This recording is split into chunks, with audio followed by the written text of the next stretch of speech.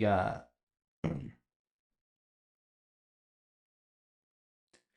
Cool. So we are on to episode 73, Fumble Podcast. You know what to do. Hit the subscribe button. It'll help me a lot. I'm Pej the Maniac. You know where to follow me. Here are all my channels. I'm on Fanbase now. You know where to find me there. Subscribe to me there. We're talking music today with my fellow comic, but he does more than that. He was also he's into music. He's a musician. He's into tech. He's none other than Nelson P. Welcome, man. Thanks, man. It's nice to be here. Yeah. We were just talking about music, and how you're into electronic music. Yes. And you were critiquing me for calling EDM concert. Yes. To call it an EDM concert is very non-electronic music of you. So what's the proper way to call it? That's a good question. I guess most people now would just say I went to a rave. Rave. Yeah. Like I went to a rave with my friends and, do the typical rave thing. Yeah. Rave culture is also like very like drug based for sure too. Still is in America. What's the drug of choice? I would say most people right now still do Molly and cocaine and those type of things, but ketamine is like the next big thing. Oh wow. Like people do. I'm totally sober now, but yeah, I've definitely dabbled. So yeah, it's definitely still a big part of rave culture. Okay. Yeah. I got you. Yeah. Yeah, I'm making sure all the cameras are on. We're good. Cat. Okay. Yeah. I went to a rave sober, and it was a different. That's the way to do it. It was a different experience. I love it. I still rave a lot, and I'll be 30 soon, and it is different than going sober for sure. But my rave family or whatever as you call it, they call me Papa Llama now. So now I'm the one who kind of take care of everyone else at the rave. But yeah, I guess I've been doing it for a long time. I've been listening to electronic music since 2004, and then I've been DJing since 2009. So it's been a long journey, and it's interesting too because it sounds like your journey through music has been long too. You said you were in a metal band. I was in a metal band. Yeah, I was in a hard rock meets classic rock meets metal. Okay. We did all of them. We were a cover band. Oh, interesting. A cover band. We were at first. We were a cover band at first. Prima was the name, and then we switched it up to originals, and we started to get some notoriety out in this area, Sacramento area, and then we, half of us tried to get married. So that was the yeah. That's not good. No, yeah. Well, that's the ending of every band, I guess. Yeah. Either someone dies or someone gets married. Yeah. There's no in between. Luckily, it was the marriage side, and not everyone's still alive. Yeah, that's good. Yeah, we're the first rock band to still be alive. So how long ago was the rock band? We were rocking late 2008 all the way through I think 2011, 2012. Okay, it's like 4 years. Yeah, because I moved. So I moved away. I moved away to Maryland, and then I moved back to Maryland, and I did my last year of college there. And then anyway, then I was like, you know what, I want to go back. So I came back here. We dabbled a little more, but it was just not the same. So then. Yeah. So then, is that when the music journey kind of ended? Was in 2012, or you continued after? The band ended in 2012. The music continued. I taught music up until now. I still teach music. Okay.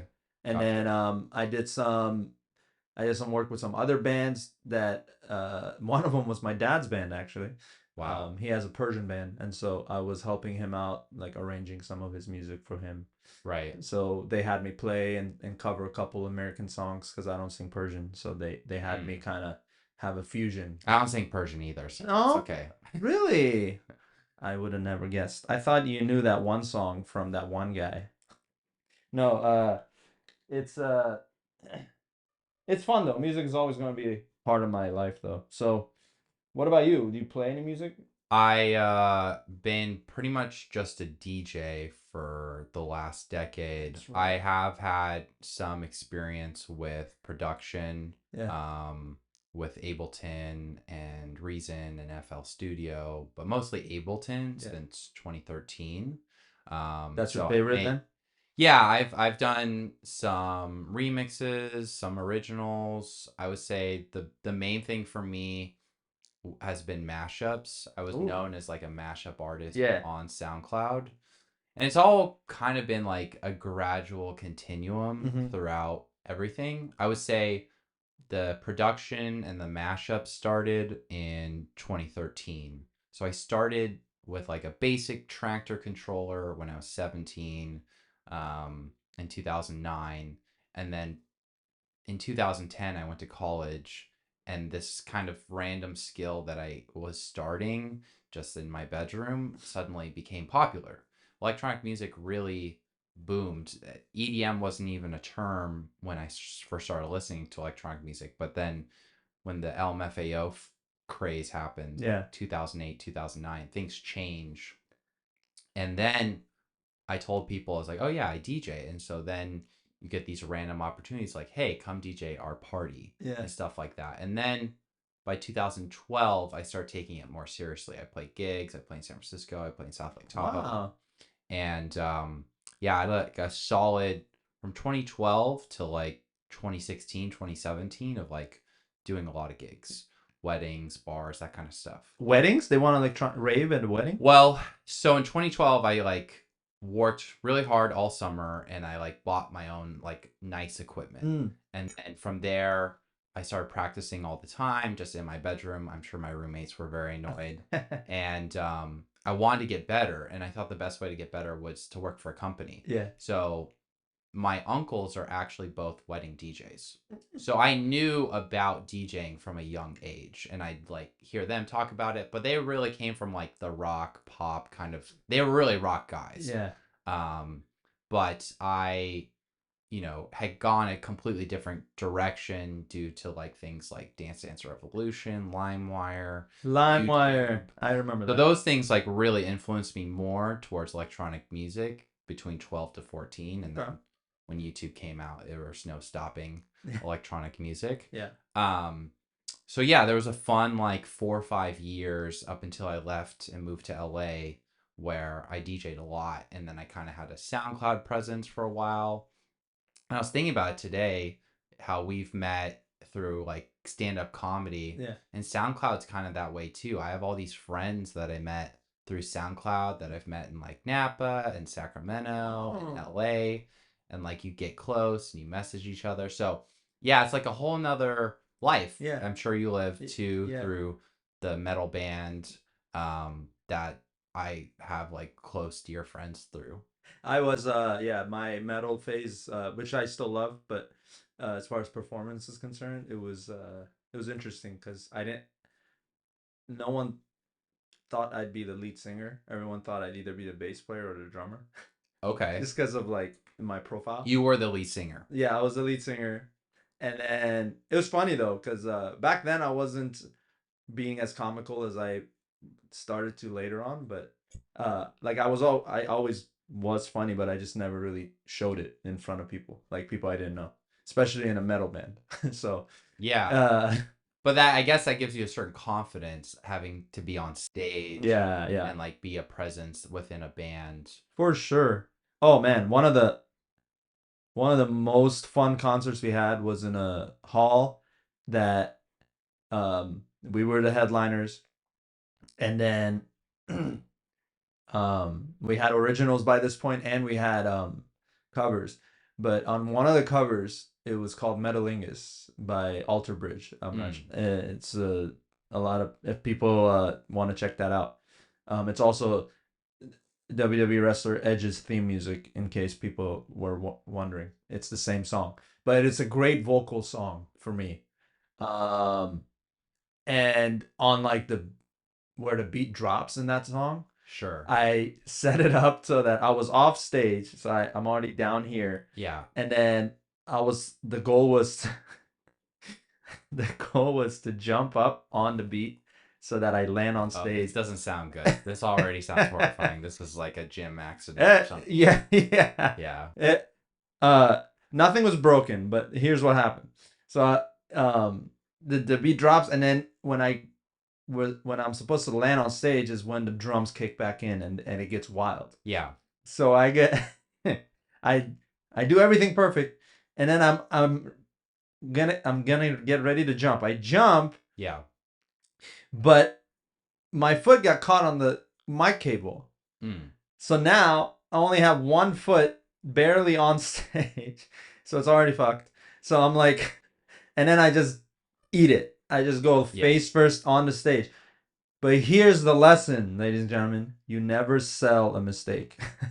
You always pretend it was meant to happen. Right. And so what I did is I did that, and I hopped right back up, and I finished the song strong, and people immediately forgot what that Yeah. 5 seconds even took place. No, exactly. Yeah, I but mean, it was just like that adrenaline that like boosted in me after the fall. I was like, I had the best finish to a concert, I'd say, because I yeah. was just like really like focused at that point. But yeah, That does really remind me of DJing, because like you can practice DJing with like your friend in your bedroom as much as you want, but until you actually play shows, like you don't realize like yeah, there's a different skill to knowing like what to play if things go wrong, yeah, right? yeah, Like there's certain scenarios um like where like someone I have had people propose at a show that I yeah. was at, and you have to go, well, what do I play Oh wow. right then, right? And thankfully you don't have too many of those, but sometimes you learn. Like that happened once, and luckily I had the intuition like, okay, I'll play Hey Oh Outcast, right? yeah, Pretty good song, yeah, right? yeah, yeah. Or there was a guy once who was like dancing way hard, like he was like on top of a table dancing, and I was like, well, I like this guy's energy. Let's play Hollaback Girl by Gwen Stefani, right? So it's like learning, and those are really fun moments Yeah. too.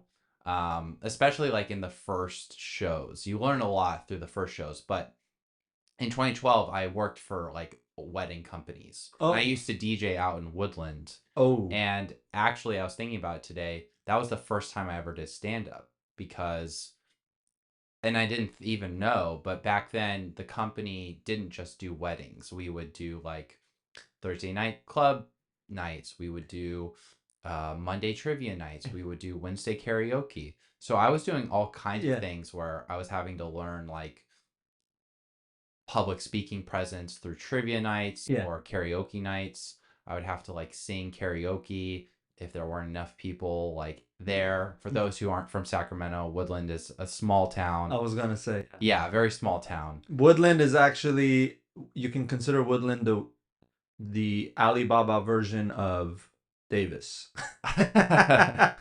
Or That's almost giving it too much credit. So, yeah. yeah, actually, the first joke I think I ever said, I was in Woodland. It was a trivia night, and I made a joke about Farmers Only because it had just come out. And to me, I thought it was funny, like who finds each, because I was like a farmer finding a farmer online. Yeah, yeah, But yeah. that's literally, for people who are from here, this is the worst city you could do that joke. I Or Wilton. Yeah, That's that the was other. my first bomb. Oh yeah. Yeah, that was my first bomb. But yeah, and I had had some inclinations about doing stand up back then, but Yeah. I was so into music at the time, it just really never crossed my mind. Were you always a funny, like, were you always making jokes your whole life, and then you just decided I want to try it? You know, it was funny when I told my friends recently that I was doing stand up. They're like, "Really, you're funny?" Which is like the worst response you want. Yeah, yeah. But no, like me and my sister, I think are both funny, Mm. and we always would joke like, "Who's the funny child?" Mhm, And mhm. now that I do stand up, it's a clear winner. It's not Oh really a yeah. competition anymore. Right. Um, Is she older? but yeah, I no, she's younger. Oh, She's she's young. 3 years younger. Okay. She lives in San Diego. Oh, okay. And she has her moments for Okay. sure. But yeah, I think I always had like an appreciation for the art, even though I was doing music the whole time. Like because I started on YouTube in 2006. Like Wow. I was making YouTube videos in 2006, 2007. I was really into like the Melbourne Shuffle and dancing because I had been really into like Dance Dance Revolution. So like the whole DJ thing was like 5 years into like another electronic music session, which was dancing. Mm. And so um I basically went from one thing to another. But because of YouTube, I got really into like Opie and Anthony Yeah. and Yeah.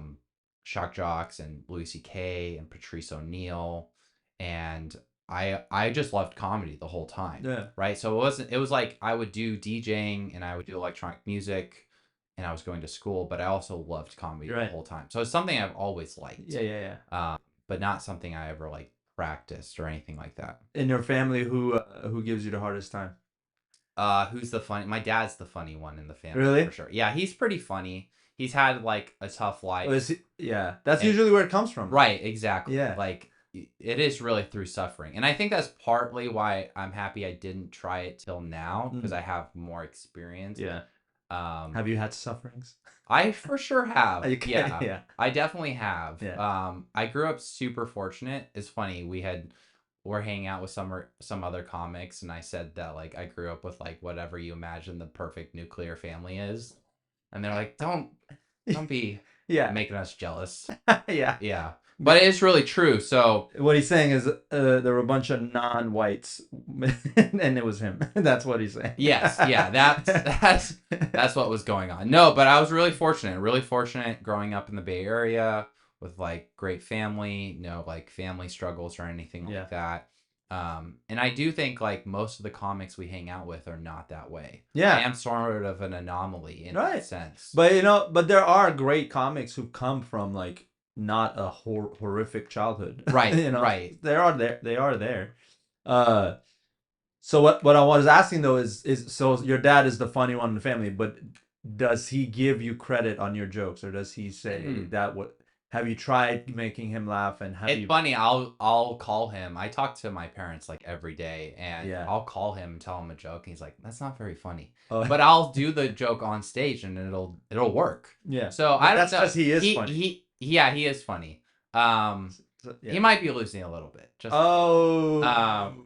but Nelson P's dad, if you're hearing he's this, good. He's good. You know, I think some people their interests change, and I think like my dad's just a little bit too political now. Oh yeah. And jokes really do come from a silliness, like Right. not taking yourself seriously. Yeah. And unfortunately, the type of people who are into politics take themselves way too seriously. Like they're too bored. Yeah. Like they need something else to do in their life. Yeah. You know what I mean? Like politics is interesting. But you have the Colberts of the world where they do political jokes all the time. That is true. Yeah. If you can like find that intersection, that's nice. But like most Americans who are really into politics are way too into politics. Yeah. So I do like that nice intersection Fair. where like you don't take it too seriously, but this also comes from like a realization like it doesn't really matter. No. Like you should focus on like the micro things in your life rather than the macro things That's in your it. life, right? That's it. So Yeah. Yeah. It's true.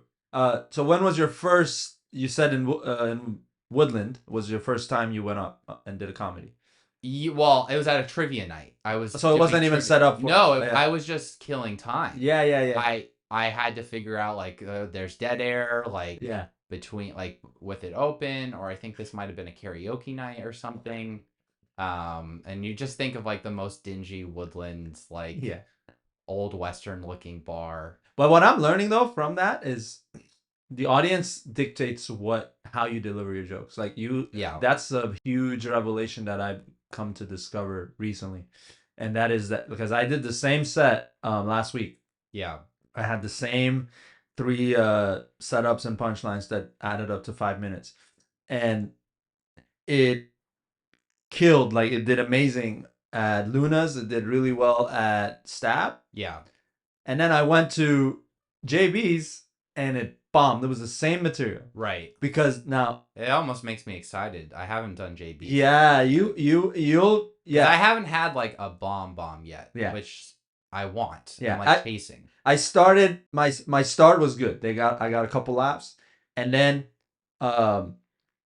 it's a different audience. It's an African American bar. So and I went there with a couple of our fellow comics who are also African American, and they told me right after like punchline. You can't. The setup has to be concise, right, and the punchlines have to be quicker, which I didn't know. But I learned, so now I'm excited to go back and try that. So like less stories, more very East comic, like New York comic. Yeah. That's Okay. what it is. That's what it is. I'm enjoying those type of jokes. I mean, I like the Louis C.K. style of storytelling and Yeah. stuff, but I do want to be more like the Mark Normans for sure. Okay, for Yeah. sure. Yeah. I mean, but it can be hard. I mean, I think those type of jokes do take longer Yeah. and they're harder to think about. They're Yeah. the totally different process of writing. Right. I think uh yeah, I like myself, I enjoy the setups more. Yeah. I enjoy like the storytelling aspect of story. Like Kevin Hart does that. He talks about his life, his family, Yeah. and his brother or his dad, and he sets it up.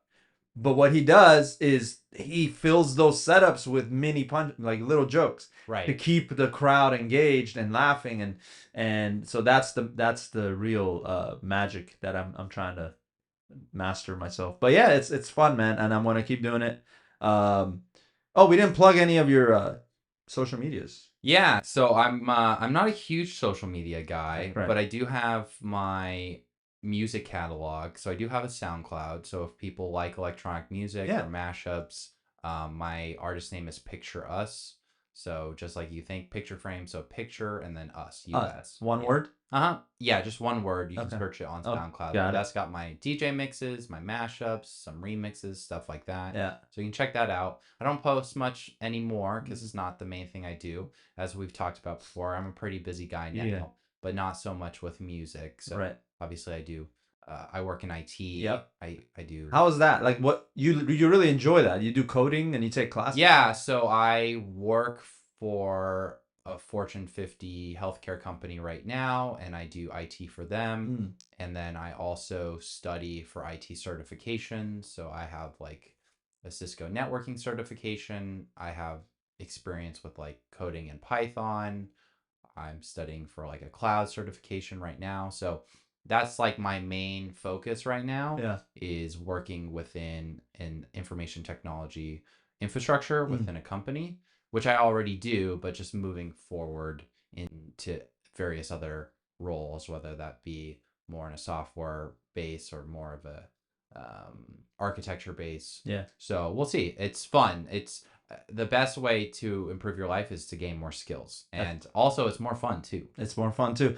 I'm gonna ask you a boomer question now. Okay. A boomer question's coming your way. Where do you see yourself in 15 years? Where do I see myself in 15 years? That's a good question. I don't even know if I see myself in America in 15 years. Wow. Yeah. Where do you? Question. Where's is this? Is this something you've been already thinking about? I think so. There are a lot of things that you start to think about, like what are the main priorities in your life, Yeah. right? And obviously, the most important thing in everyone's life is health and longevity, right? And one of the things that is interesting about America is it is a very individualistic society, right? We do really focus on like individual freedoms and like to do whatever you want. But one of the things that is a struggle with America is we don't have a ton of like great like infrastructure for being healthy. I mean, generally we sell like bad foods to Yeah. people who eat them at bad times. And we, on top of that, have like a bad infrastructure of driving everywhere. So for me, like, I'm looking to live in a place that is very walkable, places with like lots of like corner shops, places where you can like get not necessarily even organic food, but like fresh made food, right? Like even just things like bread Yeah. are done terribly in America. So I'm interested in living in any type of place that is beneficial to the community as a whole and doesn't just focus on individuality. And that is a difficult thing to find in America. Yeah. Even like some of the greatest cities, um, like I went to Seattle recently, and Capitol Hill is a very walkable place. But even there are downsides, right? Like Yeah. homelessness Yeah. and poverty and stuff like that. Bro, homelessness here is and versus like the Middle East, Yeah. it's a whole different ball game over there. Because over there they hustle you. Like the Yeah. homeless people will come in your face and they wanna sell you something. Really? Yeah, and they will follow you until you give them something. It's like it's much more Do you think do people take it more seriously there than like to solve the crisis?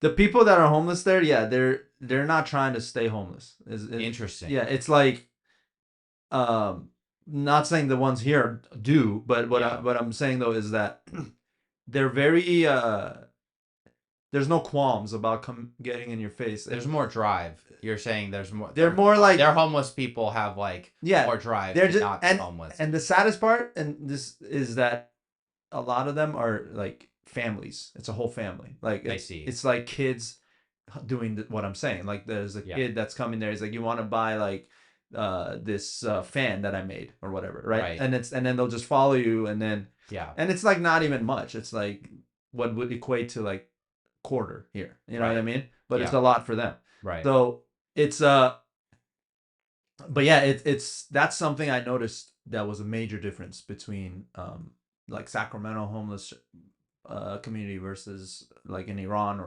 or because my sister went to Iran. Interesting. Yeah, and I never went back to Iran since I left, but my sister went and she recorded this. It's like she filmed it and showed me. So that's why I'm telling you. Like I saw firsthand. I'm like, Right. damn, Yeah. this is real. But I could see you living in like Greece. Greece. Yeah, Okay. yeah. That's I interesting. could I do see you have. living in Greece because you're talking about corner shops. Greece is Italy for sure. Yeah. Uh, Spain. A lot of walking. Right.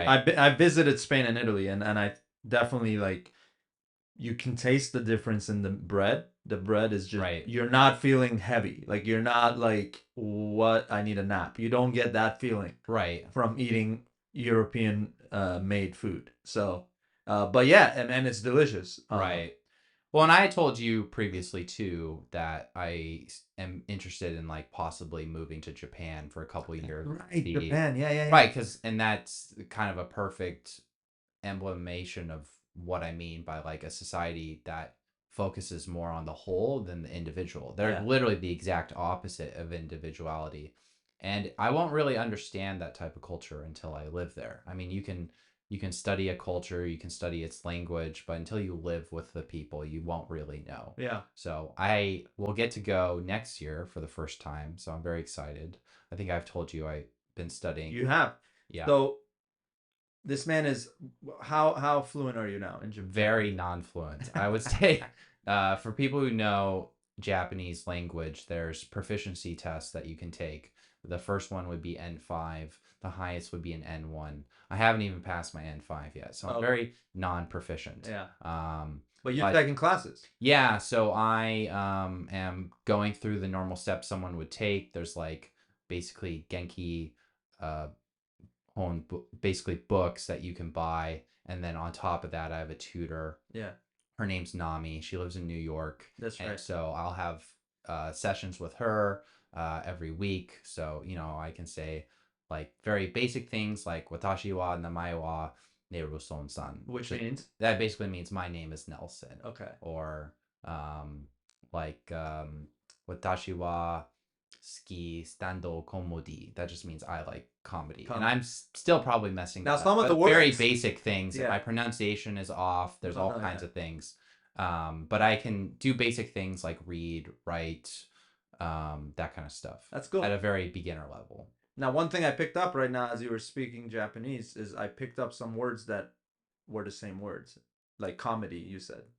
Yes, yes. So I think I'm not gonna get the percentages right, but Japanese and many languages borrow words from other languages. Yeah. So there are words that are that are strictly from the Japanese like history, but like things like Starbucks or Makadono Rudo, Yeah. right? Those aren't words. Yeah, we say the same. Yeah, but those are like they've become a brand, right? So right. Yeah. So they have to. Those are considered katakana. Okay. And once again, to anyone who actually speaks Japanese, I'm completely fucking up your language right now. But no, I enjoy it, and it really comes from like my roots of like everything started with Dance Dance Revolution. Yeah. When I was 12, and Dance Dance Revolution is a very Japanese game. Yeah. Right. So in some sense, it's kind of like me going back to my roots. Right. Yeah, Yeah. with my obsession with electronic I'd love for music. you to tell a bunch of Japanese people that you're going back to your roots and you're going to. Well, I mean, with electronic music, like, I mean, obviously, I grew up very American, but like, I'm very like culturally into Japanese culture. Yeah. Like, I love like Japanese happy hardcore, which is like a scene of electronic music. Like, I'm very excited when I go to Japan just to like meet Japanese happy hardcore artists. Like, Yeah. every time they come to San Francisco, it's like my favorite thing in the world. Yeah. So the world's become very diverse. Are you into anime? I do like anime. Yeah. I don't watch too much of it now Yeah. because it's actually pretty bad for learning Japanese. Oh, from Because that they standpoint, yeah. like if you watch like a Japanese reality TV show, like the biggest one was Terrace House. Okay. It's on Netflix. I don't think they're going to be filming anymore because one of the people on the show killed themselves. Oh, But shit. yeah, so I think it's over. Yeah. And I've watched all of Terrace House. They speak very differently in a reality TV show than they would in an anime, right? Mm. And so you learn words like you would never learn, like majde, which kind of means seriously. There's different ways to use it. Majde? Majde or That's funny because Mojde is a Persian name. Mojde it was my mother-in-law's name. Once again, totally pronouncing it wrong. Yeah. I mean, but those are things that they don't necessarily use as often in an animation. yeah. They're a lot more theatrical, right? Mm-hmm. So, yeah, so I do that. I study IT, and then for fun, I do stand-up comedy now with you guys. That's so. right. And it's good. He's a funny guy. Yeah, if you're ever in Sacramento on a Tuesday, Wednesday or Thursday, or even a Friday, this man and myself and a bunch of other comics, we hit up all these open mics around the city. You guys should come check us out. That's cool, man. I want to go to Japan too, as my bucket list. Like, Yeah. I've been wanting to go. I wonder because Comic-Con's happening right now. It's probably wrapping up. I think it wraps up today in San Diego, and I'm sure there's a big anime. Sure, there's a big anime convention called AX in LA. It happened 4th of July weekend. Oh, I couldn't go. Do they not have a Comic-Con presence? So I would say Comic-Con would not necessarily be the same crowd as like an anime convention. Oh, I see. The big anime conventions in Northern California would be SAC Anime, Yeah. which is in September. Mhm. And then there's Crunchyroll, which is like the Netflix of anime streaming. They have one in August as well. Oh, cool. Which unfortunately due to timing I can't go to either. Yeah. But I've been to before and they're super fun. But AX in LA is the big one. That's the one where like artists from Japan will actually fly in and play shows, and Wow. you'll get like the people who do voices of anime and directors and stuff like that will come to AX and stuff. So yeah, that's the big one. That's cool. The one you want to go to for sure. That's cool I love that, man. I love how many cultures are there within, the bigger scope of things. And if you're not aware of them, you don't notice them, but there's always activities. There's always something happening with whatever your niche is. So look into it like Nelson does. He's got a bunch of communities he's a part of. He's a funny guy. He's a DJ. He's has a SoundCloud. What was your SoundCloud again? It's Picture Us. Picture Us, one word. Yeah. He is learning Japanese. He's gonna abandon the United States. Yeah, I'm leaving America, guys. He's leaving America. Have the greatest party for the next 2 to 3 years. So. Yeah. Let's burn through all the resources. Let's pick Nancy Pelosi for president 2024. I'm just kidding. Oh my God, that would be hilarity because of where we are now. Imagine how much more money she'd make every year. Jeez, isn't that all it's about? That's all it's about. Exactly. Yeah, exactly. But all right, well, I'm gonna start to have more in-person episodes, Fumble fans. I'm trying to bring that back. Obviously the pandemic is still there, so I'm not gonna go crazy with it, but I'm trying to kind of throw them in there here and there. But you know me, I'm Pej the Maniac. I literally woke up like an hour ago and in a state of panic, I set this whole thing up because I knew Nelson was coming. And we did it. So if I was not as energetic, it's because I haven't had my coffee yet. Next time I'll bring you a big glass of coffee. Yes, I'm a coffee drinker for Persian, which should be illegal because we all only drink tea. But that doesn't work for me anymore. Coffee, I need real strong, like 91 level gasoline in me. You know what I mean? So follow Fama Podcast, like, subscribe, comment. Let us know if you're into anime, if you're into DJing, if you're into comedy, where you're commenting from. If you are into leaving America, if you're in America, let us know about that. Yeah. This was just we were just kicking back with Nelson today, just learning a little bit about him. Follow me on all my social media accounts and subscribe to Fumble Podcast on YouTube, Spotify, or wherever you take in your podcast. This has been episode 73. We out. We out.